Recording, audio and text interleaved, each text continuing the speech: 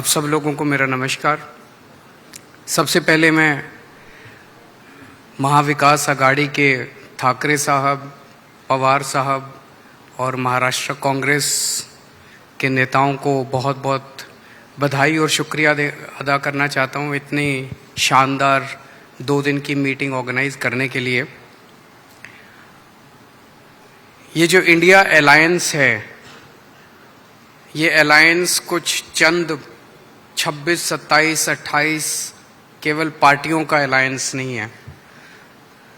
ये India alliance इस देश के 140 करोड़ लोगों का अलायंस है और ये लोग एक साथ आए हैं।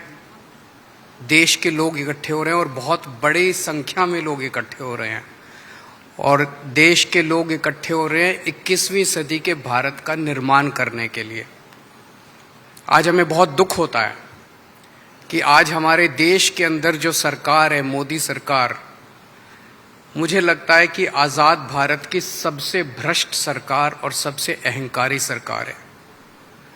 एक भारतीय होने के नाते मुझे बेहद दुख होता है। पिछले 3-4 दिन से हम पढ़ रहे हैं कि विदेशों के अखबारों के फ्रंट पेज के ऊपर खबरें छप रही हैं कि हमारी भारत सरकार एक आदमी के लिए काम कर रही है। वो एक आदमी भारत से पैसे निकाल के बाहर विदेश में ले जा रहा है और भारत सरकार, मोदी सरकार, देश के प्रधानमंत्री उनकी मदद कर रहे हैं। बहुत दुख होता है एक भारतीय होने के नाते। विदेशों में तो खबरें छपनी चाहिए कि भारत में ये अच्छा हो गया, भारत में वो, तब देश का नाम आगे बढ़ेगा। देश का नाम ऐसे थोड़ी आगे बढ़ेगा कि पूरी भारत सरकार एक आदमी के काम करने के लिए लगी हुई है।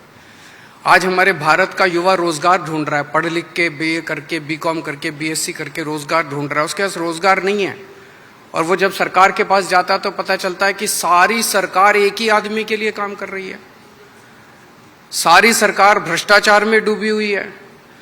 आज हमारे लोगों के घर का खर्चा नहीं चल रहा, लोगों के आमदनी नहीं है, आमदनी उतनी है, खर्चे बढ़ते जा रहे हैं। सरकार के पास जाते हैं, पूरी सरकार एक ही आदमी के लिए काम करने में लगी हुई है।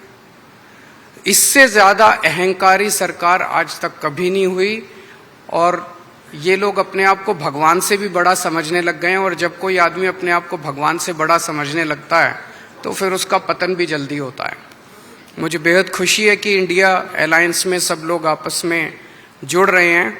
एक चीज मैं देख रहा हूं, बहुत बड़ी बड़ी ताकतें, अब सबको लगने लगा है कि ये इंडिया अलायंस मोदी सरकार के आने वाले समय में मोदी सरकार के पतन का कारण बनने वाला है।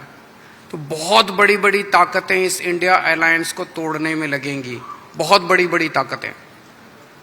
पिछले कुछ दिनों से मैं देख रहा हूं जबरदस्ती क्या दिखाया जाएगा, इसकी उसके से लड़ाई हो गई, उसकी उससे लड़ाई हो गई, जबरदस्ती दिखाने की कोशिश की जाएगी, जबरदस्ती दिखाने की कोशिश की जाए।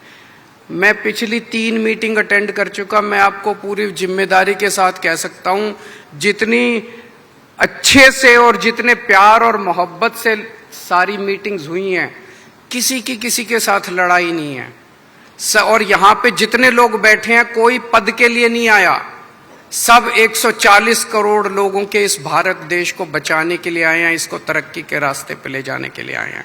कोई यहां पे पद के लिए नहीं आया है। मुझे बेहद खुशी है। 2 दिन की हमारी मीटिंग बहुत अच्छी रही और सबने आगे बढ़ के आज मीटिंग में जिम्मेदारियां ली हैं।